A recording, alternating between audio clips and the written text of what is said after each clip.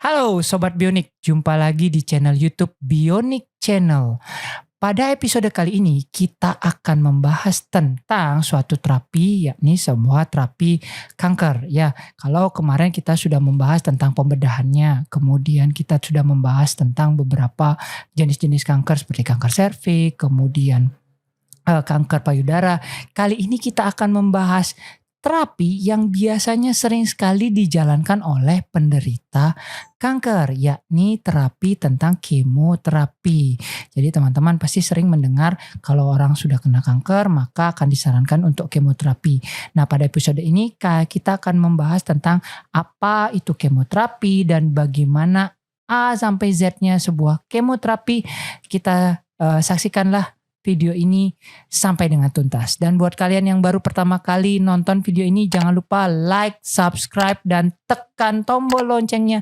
Karena di Bionik Channel kita akan membahas tentang kesehatan, olahraga, dan gaya hidup.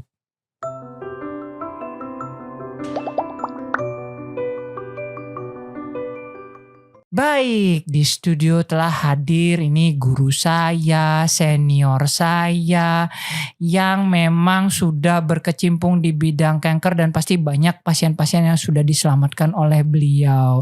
Beliau adalah Dr. Reni Arena.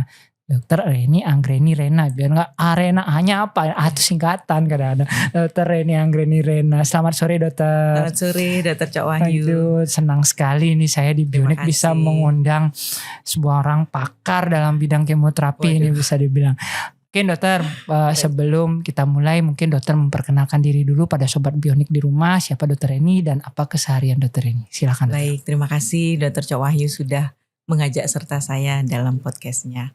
Ya, halo Sobat Bionik semua, salam kenal. Saya Dr. Reni Anggreni Rena. Biasa kalau di tempat bertugas kadang-kadang dikenal dengan nama Dr. Reni Rena. Dan sehari-hari saya sebagai dokter spesialis penyakit dalam, konsultan hematologi onkologi medik yang tugasnya di Rumah Sakit Ngurah Denpasar. Jadi selama bertugas biasanya memang tugas utama kami adalah mengobati pasien-pasien kanker dan juga pasien-pasien dengan kelainan darah. Iya, jadi itu. Jadi selain kanker juga pasien-pasien kelainan darah ya dok ya, sebenarnya seperti itu. Cuman di tema kali ini teman-teman kita akan membahas tentang kemoterapi dok. Jadi mungkin lebih dijelaskan kepada Sobat Bionik di rumah nantinya A sampai Z-nya tentang kemoterapi. Karena banyak sekali pertanyaan tentang kemoterapi. Dok, kenapa ini dia sering sekali bertanya, kenapa harus kemo dok? Oh iya. Itu pertanyaan yang paling sering di awal mungkin pasien begitu menjelaskan, Bapak, Ibu harus kemo. Nah, kenapa harus kemoterapi dokter? Mungkin bisa dijelaskan. Iya, benar sekali Dokter Cak Wahyu. Memang pertanyaan yang mungkin hampir setiap hari ya. Setiap hari beberapa kali kami dengar pertanyaan itu kalau bertugas di poli atau mungkin di ruang rawat inap. Jadi dokter kenapa harus di kemo gitu ya. Jadi betul sekali Dokter Cak Wahyu tadi menyampaikan kemoterapi itu adalah salah satu modalitas terapi yang memang menjadi kalau kita bilang dasar atau backbone dari penanganan pasien kanker Dokter Cak Wahyu. Karena kita tahu pasien kanker itu adalah pasien-pasien yang memang mengalami pertumbuhan sel kanker, di mana kita tahu sel kanker itu adalah sel yang tumbuhnya cepat sekali. Jadi pertumbuhan selnya sangat bertumbuh cepat, agresif, berlebihan. Nah, kenapa harus kemoterapi? Sebenarnya kemoterapi ini adalah terapi sistemik. Jadi terapi yang kita berikan pada pasien kanker dengan memberikan obat-obatan yang sifatnya adalah menekan pertumbuhan yang cepat tadi, Dokter Cak Wahyu. Gitu. Jadi pertumbuhan yang sangat agresif dari sel kanker tersebut kita bisa tekan dengan memberikan obat-obatan sistemik, yaitu obat-obatan melalui intravena atau infus biasanya dikenal pada pasien-pasien kita. Nah, obat inilah yang secara sehari-hari kita sebutkan dengan kemoterapi. Gitu. Jadi kenapa harus memberikan kemo? Ya karena obat biasa tidak bisa menekan pertumbuhan sel kanker yang sangat cepat itu, Dokter Cak Wahyu. Karena obat kemoterapi inilah memang tugasnya spesifik dan sifatnya memang berusaha untuk menekan pertumbuhan tadi. Nah Nah itu Jadi- biasanya memang obat-obat kemoterapi ini akan sangat penting, terutama bagi kanker-kanker yang sudah sistemik, Dr. Wahyu, yang sudah menyebar, jadi nggak bisa dioperasi dan memang ya salah satunya kemoterapi pilihannya. Iya dok, jadi sebenarnya jadi obat ini memang khusus untuk menekan pertumbuhan sel kanker Iya yang betul sekali. begitu cepat. Iya. Jadi itu mungkin ya. Iya. Dok, mungkin dijelaskan dok, bagaimana cara dia bekerja untuk obat kemoterapi ini, cara bekerjanya menghambat sel kanker ini, itu bagaimana dok? Mungkin bisa dijelaskan dok, Ya. sobat bionik di rumah. Ya baik, jadi secara garis besar memang mekanisme bekerjanya adalah dia menghentikan semua step atau tahapan dari pertumbuhan sel kanker itu, Dr. Cok Wahyu. Step-stepnya banyak sekali ya kalau kita bicarakan secara molekular dan seluler. Biasanya setiap sel itu akan bertumbuh baik dari membelah diri, baik dari akan membentuk DNA baru. Jadi semua fungsi step, artinya semua step dari pertumbuhan sel kanker itu bisa ditekan atau dapat dihentikan oleh si kemoterapi ini gitu. Jadi intinya memang tugas kemoterapi ini jenisnya banyak ya Dr. Cok Wahyu. Jadi fungsinya ada berbeda-beda juga. Ada yang tergantung siklus sel namanya, ada yang tidak tergantung siklus sel. Ada yang mematikan, ada yang menekan enzim pertumbuhannya, ada yang menghambat pada saat mau membelah diri. Jadi fungsinya bervariasi. Nah karena itulah kadang-kadang orang diberikan kemoterapi itu seringkali obatnya tidak hanya satu, Dr. Cok Wahyu. Jadi beda-beda ya? Ya, dok, jadi tergantung ada regimen namanya regimen kemoterapi ini, dia terdiri dari beberapa jenis obat kemoterapi yang kerjanya sinergis dan kerjanya itu fungsinya berbeda-beda. Sehingga dia kerja sama-sama untuk menekan pertumbuhan sel kanker ini. Gitu. Intinya dia pasti menekan dari semua step yang bisa dia tekan. Jadi kemoterapi ini belum tentu pada satu orang bisa jadi obatnya berbeda. Oh, ya. Tapi jenisnya disebut sebagai kemoterapi. Begitu ya dok ya? Iya betul. Nah seringkali pasien saling membandingkan, kok beda sama di sebelah? Iya betul sekali. Karena regimen kemoterapi ini akan ditentukan dengan beberapa hal ya. Jadi satu, yang pertama jenis kankernya. Jenis kanker. Ya, yang kemudian kedua dosisnya kita pasti akan menentukan sesuai dengan luas permukaan tubuh pasien. Jadi ada pasien yang dosisnya mungkin besar. Kalau orangnya tinggi dan besar. Kalau orangnya kurus, agak kecil, mungkin dosisnya juga akan berbeda. Nah, kemudian ada juga tergantung tujuan Dr. Cok Wahyu. Kalau tujuan kemoterapi ini untuk sebagai tujuan yang menyembuhkan atau kuratif, mungkin regimennya akan berbeda dengan tujuan kemoterapinya kalau hanya paliatif. Paliatif itu adalah mungkin tujuannya untuk mengurangi rasa sakit pasien, mengurangi pertumbuhannya kankernya itu sendiri ya, tapi tidak untuk tujuan menyembuhkan gitu. Jadi jenis kemoterapi pun akan sangat tergantung dari beberapa faktor tadi. Jadi ada beberapa cara untuk memilih ya dok ya. Iya. Cuman sering sekali pertanyaan dok, dari beberapa pasien akan bertanya, kapan saya harus kemo, kapan saya nggak harus kemo, kenapa berbeda begitu dok biasanya? Iya, memang untuk keputusan kemo itu pastinya ditentukan atau diputuskan oleh dokter yang merawat ya, Dr. Cok Wahyu, pasti dengan dasar yang sangat tepat dan harus kuat. Tidak boleh kita sebagai dokter ya, Dr. Cok ya, memutuskan Bapak harus kemo tapi dasarnya nggak kuat. Jadi betul-betul pasien satu pertama harus betul-betul didiagnosis kanker. Jenis hasil biopsinya, hasil patologinya memang betul kanker. Jadi jangan sampai orang yang tidak kanker dikasih kemo itu sudah fatal. Fatal, tidak boleh ya. Kemudian yang kedua tergantung jenisnya. Ada beberapa kanker atau tumor ganas itu sensitifnya ada yang terhadap radiasi, ada yang sifatnya sensitif terhadap kemo. Tapi ada beberapa yang justru solid cancer misalnya atau kanker padat. Ada yang hanya dioperasi mungkin stadiumnya dini itu cukup, nggak perlu di kemo gitu. Jadi ada yang memang indikasinya sangat memerlukan kemo, ada yang mungkin ini tidak terlalu bagus sensitivitasnya terhadap kemo, tidak kita anjurkan untuk diberikan kemo. Jadi sebenarnya pemberian kemoterapi sudah pasti dipikirkan matang-matang oleh ahlinya. Iya. Ya itu teman-teman. Jadi semua pasti sudah dipikirkan. Jadi kalau memang harus kemo, berarti Iya. memang pilihan terbaiknya saat itu Iya. adalah kemoterapi. Ya, tentunya dengan mempertimbangkan risk benefit namanya ya, Dokter Cak Wahyu. Karena benefitnya apa pemberian kemo ini? Apakah bisa membantu survival pasien, memperpanjang artinya angka Harapan hidup. hidup pasien ya. Dan tentunya kita juga harus mempertimbangkan risknya atau risikonya. Karena seperti halnya obat-obatan lain, obat kemoterapi ini juga tidak luput dari side effect atau efek samping gitu. Jadi kita harus pertimbangkan juga.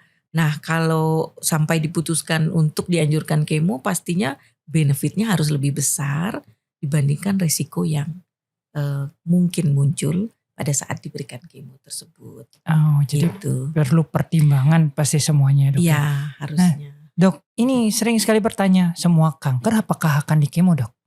Ya, itu yang saya sampaikan tadi. Kalau memang kankernya sensitif kemo dan tujuannya memang pada fase ada yang namanya neoadjuvan, ada yang namanya adjuvan. Ya, jadi tergantung, ada yang namanya kanker tujuannya dengan paliatif tadi ya. Jadi tergantung kalau memang indikasinya tepat dan benefit pemberian kemoterapi itu lebih besar dibandingkan dengan efek samping yang akan muncul atau kerugian yang akan dirasakan atau diterima oleh pasien, ya mungkin kita harus merekomen untuk diberikan kemoterapi. Jadi tergantung jenis kankernya juga. Tergantung jenis Iya, kankernya sebenarnya, Dok ya. Jadi itu sobat bionik di rumah ya. Jadi tidak semua akan dikemo sebenarnya. Dan kalau sudah pilihan kemo pasti memang itu adalah yang terbaik yang dijalani Iya, oleh pasien. pastinya dengan dasar pertimbangan yang betul-betul tepat gitu ya. Oh ya dok. Jadi kalau ini sering sekali nanti ada orang pasti dokter sering ditanya, Ya. berapa tingkat keberhasilan kemo, Iya, dok? Ini itu pertanyaan kedua yang paling sering. setelah kenapa saya harus kemo, dok? Ya? Terus kemudian seberapa berhasil Ya, dok nantinya? Ada yang mungkin lebih precise begini pertanyaannya. Dokter jamin setelah kemo keluarga saya akan sembuh. Ya, itu juga sering dipertanyakan. Ya, jadi memang kita sering menjelaskan kepada pasien, yang bisa kita berikan jawaban adalah berdasarkan penelitian biasanya, Dokter Cak Wahyu. Jadi dari studi-studi yang ada, efikasi atau tingkat keberhasilan yang didapatkan dengan memberikan kemoterapi itu berapa persen, angka harapan hidupnya berapa tahun. Ya, kita harus betul-betul dengan hasil data yang ada menyampaikan apa adanya, dan tentunya dengan bahasa yang mungkin tidak mendemotivasi pasien dan keluarga ya. Jadi karena pada pasien kanker itu, Dokter Cak Wahyu, sekecil apapun harapan kita kejar ya. Betul. Jadi karena kita tahu pasien kanker itu luar biasa ya, artinya bagi pasiennya sendiri, bagi keluarganya itu adalah betul-betul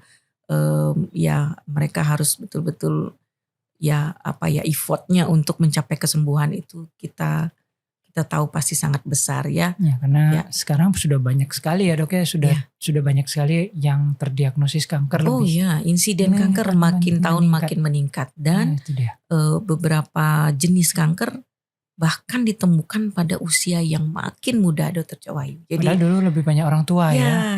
Sekarang makin muda, dan betul-betul ini menjadi tantangan buat kita semua, terutama kami yang sehari-hari ada di bidang onkologi ini. Ya. Baik, dokter, dari pengalaman dokter selama ini, tumor apa yang paling sensitif terhadap kemoterapi? Maksudnya besar, mungkin kemungkinan besarnya kalau di kemo maka dia akan membaik. Ya, sebenarnya banyak sekali jenis kanker yang sensitivitasnya bagus dengan kemoterapi. Tapi tentunya kalau ditanya seperti ini, saya akan menjawab kanker-kanker yang tidak bisa dioperasi. Biasanya pasti pilihan utamanya adalah kemoterapi.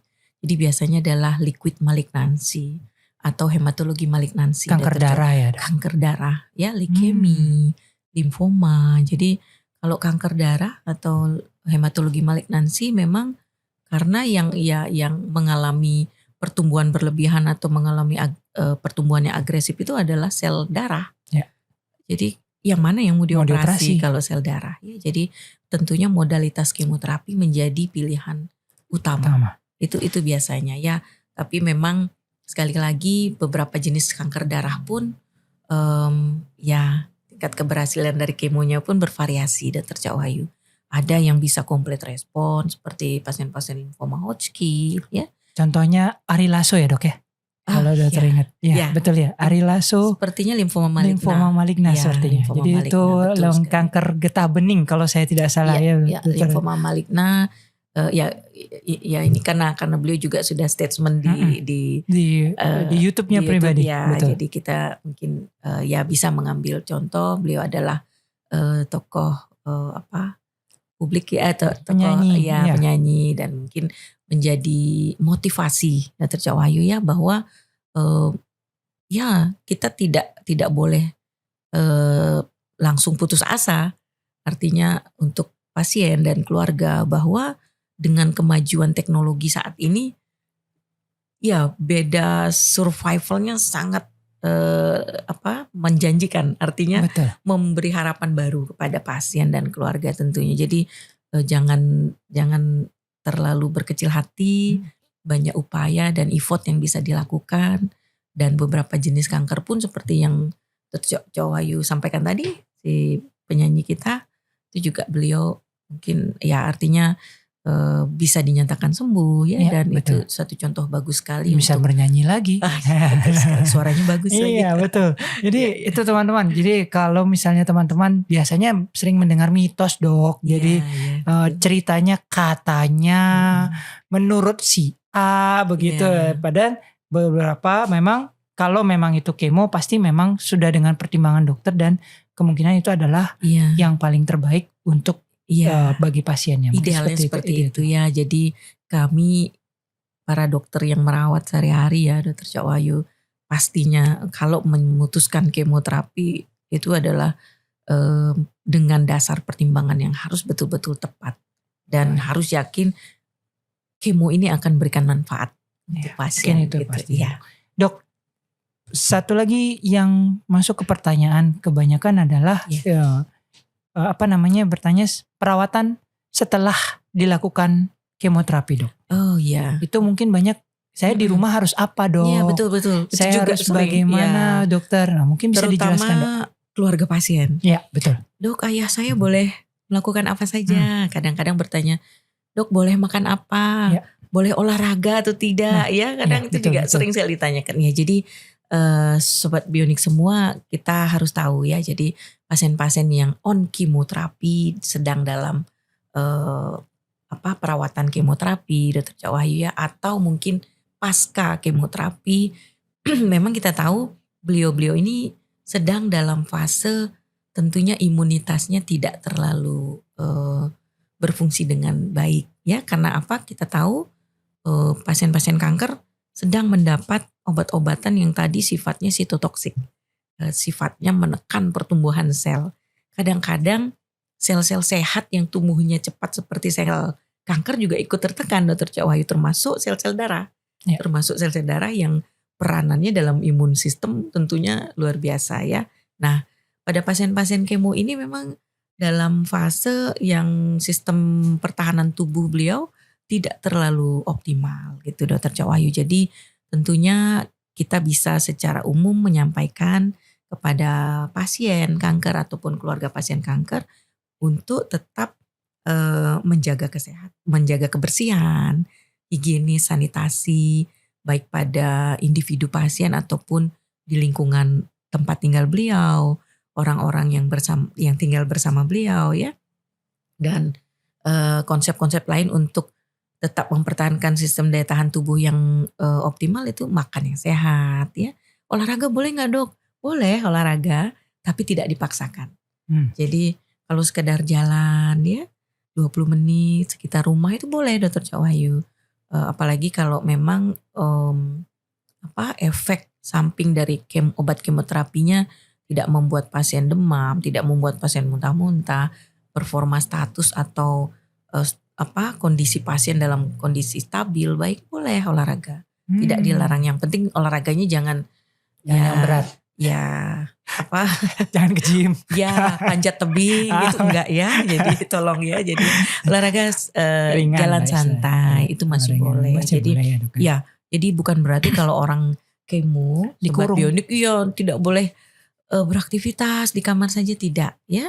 Justru kondisi lingkungan atau kondisi kehidupan sekitar yang membuat psikologis beliau baik itu akan Lebih baik. iya akan berdampak sangat baik untuk Kesembuhan. efek kemonya, kesembuhannya gitu ya. Mungkin itu dok ya. Ya. Dok, nyambung tadi dokter menyampaikan efek samping nih. Saya Ya, hampir lupa. Banyak ya. banget orang takut dengan efek Ya, samping kemo. betul. Mungkin bisa dijelaskan dok, Iya. apa kira-kira efek samping dan sebenarnya bagaimana sih sebenarnya efek samping ini? Iya. Rambut rontok. Nah, itu paling sering tuh ditakuti sama. Betul banget. Nah. Terutama pada pasien-pasien yang masih usia muda ya atau artinya dewasa muda dan masih ya dok nanti kalau rambut rontok ya maaf saya nggak cantik lagi atau apa ya pasti memang ada kekhawatiran seperti itu. Tapi memang kita juga harus hargai ya artinya pasti pasien juga punya kecemasan tentang itu. Namun memang kita ketahui efek samping kemo itu Dr. Cok Wahyu tidak hanya rambut rontok sebenarnya ya Sobat Bionik ya. Jadi prinsipnya kenapa bisa terjadi efek samping rambut rontok, mual muntah. Karena ya itu tadi yang saya bilang bahwa si obat kemo ini dia menyerang sel-sel kanker yang sifatnya tumbuhnya cepat. Nah selain sel kanker dia bisa juga menyerang semua sel-sel normal tubuh yang juga tumbuhnya atau proliferasinya cepat. Seperti sel rambut, ya itu folikel penyebab rambut, dia rontok ya dok ya. Betul, epitel kuku ya, lalu kulit, kemudian ya sel-sel pencernaan kadang-kadang memang membuat mual muntah ya. Jadi gangguan-gangguan efek samping yang mungkin muncul biasanya juga sel darah karena pertumbuhannya juga cepat. Jadi gampang juga ditekan oleh si kemo ini gitu. Jadi efek samping yang mungkin muncul rambut rontok, kuku menghitam ya. Kalau saluran cerna biasanya mual muntah ini yang paling dominan ya karena si kemo ini sendiri selain dia mengganggu epitel mungkin di sekitar lambung dia juga menyerang ada yang namanya kemoterapi trigger zone di susunan saraf pusat.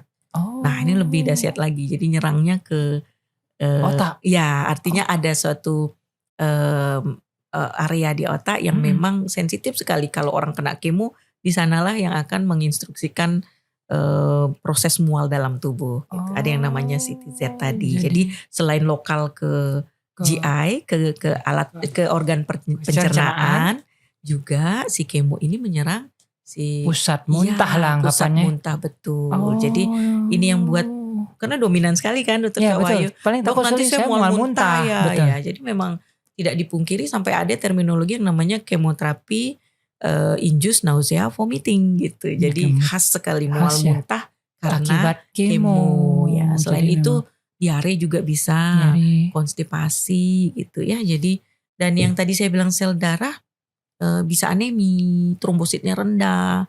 Itu sangat ya artinya sering ditemukan pada pasien-pasien yang kemo.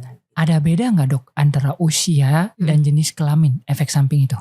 Oke, kalau usia biasanya efek samping akan lebih dominan muncul pada usia lanjut ya tentunya karena apa? Karena organ-organ pada pasien lanjut usia biasanya fungsinya sudah tidak terlalu optimal Dr. Cok Wahyu ya. Jadi kita bisa pahami itu ya. Jadi kadang-kadang juga fungsi ginjal dan yang lain-lain itu akan lebih rentan istilahnya pada pasien-pasien yang geriatri. Nah karena itu sering kita melakukan adjust dosis namanya. Jadi penyesuaian dosis kalau untuk kondisi-kondisi tertentu. Nah kalau jenis kelamin ada beberapa data untuk terutama efek samping mual muntah Dr. Cok Wahyu.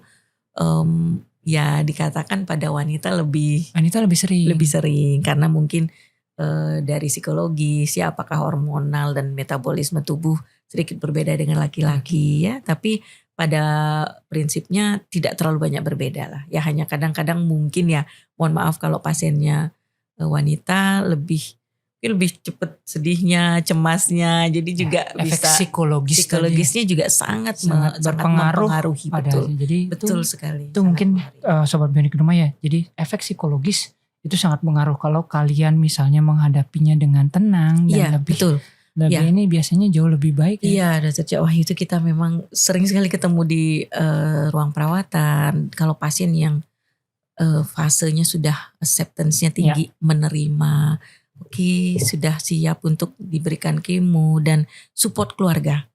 Nah. Pasien yang dengan keluarga yang suportif itu ya kita lihat side effect dari kemo mungkin lebih kecil. Jadi memang perlu support keluarga. Sangat perlu. Sejauh mana Dok kira-kira mungkin apa yang bisa sebenarnya keluarga lakukan? Mungkin itu yang bisa diberikan tips kepada Sobat Bionik di rumah sebenarnya. Iya betul, karena memang kita ketahui ya Sobat Bionik, jadi seorang pasien kanker akan sangat menjadi berat sekali beban beliau kalau harus menghadapi kemoterapi sendirian. Jadi saya mungkin akan sangat percaya dan paham ya bahwa support keluarga terdekat, baik pasangan, suami atau istri, anak. Kalau orang tua yang sakit ya anak-anaknya kumpul, memberikan support, perhatian ya, dan kalau misalnya anak yang sakit orang tuanya ada lengkap ya, betul-betul akan membuat proses pemberian kemo dan membuat pasien kanker dalam menerima kemo itu akan jauh lebih baik, dan efeknya pun tentunya pasti akan lebih bagus kalau efek samping dan lain-lain tidak banyak terjadi gitu ya. Jadi itu pentingnya sebuah support keluarga. Iya betul, baik dari awal ya Dokter Cak Wahyu, dari persiapan kemo, pasien akan diberikan pemeriksaan laboratorium, periksa ke sana ke sini, periksa jantung ya, lalu diantar ke ruang perawatan, belum pada saat mengalami mual muntah ya. Belum pada saat tinggi, butuh donor darah dan lain-lain. Kadang-kadang banyak sekali tahapan support yang harus dilalui oleh seorang pasien. Iya, dan yang paling penting Dokter Cak Wahyu, saya mungkin sampaikan juga ke Sobat Bionik, pada saat pasca kemoterapi. Nah, pasca kemoterapi dan pasien sudah pulang. Di rumah, dokter nggak tahu apa yang terjadi. Yang tahu adalah, dan yang berperan penting Sobat Bionik adalah keluarga. Gitu. Jadi keluarga pasien lah yang betul-betul menentukan bagaimana perawatan pasca kemo pada saat di rumah. Sebelum kontrol itu Dokter Cak Wahyu ya. Betul. Jadi post opname, kemudian lalu pulang. Dokternya kan tidak melihat secara langsung. Iya, tidak ikut pulang. Ikut pulang ke rumahnya pasien. Yang tahu adalah keluarga. Nah, itu di sana peranannya penting sekali. Jadi bagaimana nutrisi diperhatikan pada saat di rumah. Karena ya itu menurut saya suatu titik poin yang betul-betul, angka keberhasilan akan jauh berbeda dibandingkan dengan yang tidak mendapat support keluarga dengan baik. Oh, baik Dok. Ya. Dok, ini mungkin bisa dibilang sebagai perlu diketahui oleh pasien kira-kira Dok. Tahapan apa yang perlu mereka ketahui sebelum mulai kemoterapi? Mungkin ini mungkin Sobat Bionik yang di rumah dengar ada yang ingin, mungkin ada yang baru disuruh kemo nih, lagi lagu-lagu, didiagnosis ragu-ragu untuk melakukan kemo. Mungkin bisa dokter ceritakan Dok. Tahapannya ya. Ya, jadi Sobat Bionik mungkin ada keluarga atau kerabat yang memang dianjurkan untuk kemoterapi. Memang kami rekomendasikan untuk betul-betul secara pasien pribadi dan keluarga juga harus paham. Satu, bagaimana siklusnya kemoterapinya. Pertama tujuannya dulu. Tujuan kemo itu apa ya? Apakah pemberian kemoterapi ini untuk mengecilkan massa tumornya atau untuk menghabiskan sisa-sisa sel kanker yang pasca operasi ya? Atau mungkin tujuan-tujuan lain yang harus betul-betul dilakukan diskusi dengan dokter yang memberikan rekomendasi kemo.